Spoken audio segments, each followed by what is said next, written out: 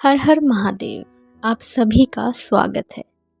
पिछले भाग में हमने सुना कि भगवान शिव माता पार्वती को राम के वास्तविक स्वरूप का रहस्य सुना रहे थे। अब आगे उसी दिव्य संवाद को सुनते हैं। भगवान शिव कहते हैं, हे देवी, जब माता सीता ने ये ज्ञान दिया तब भगवान राम ने स्वयं हनुमान से आगे कहा, हे हनुमान, अब मैं तुम्हें आत्मा और परमात्मा का तत्व बताता हूँ। सावधान होकर सुनो। जैसे आकाश एक ही होता है, लेकिन जल में वह 3 प्रकार से दिखाई देता है। एक विशाल आकाश, एक जल में सीमित आकाश और एक प्रतिबिंब के रूप में। उसी प्रकार चेतना भी 3 प्रकार से प्रतीत होती है। एक सर्वव्यापक चेतना, एक बुद्धि में सीमित चेतना और एक प्रतिबिंबित चेतना। वास्तव में ये तीनों अलग नहीं हैं, बल्कि एक ही चेतना के भिन्न प्रतीक रूप हैं। फिर भगवान राम कहते हैं, बुद्धि और चिदाभास के साथ ही कर्म होते हैं, लेकिन अज्ञानवश मनुष्य ये मान लेता है कि आत्मा ही कर्ता और भोक्ता है।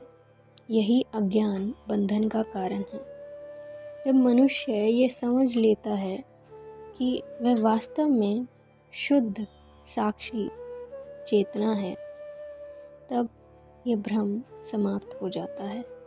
फिर भगवान राम महावाक्य का संकेत देते हैं, तत्त्वम् असि, अर्थात तू वही है।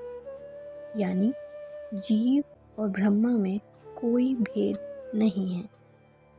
जब ये ज्ञान उत्पन्न होता है, तब अज्ञान नष्ट हो जाता है और मनुष्य अपने वास्तविक स्वरूप को प्राप्त कर लेता है।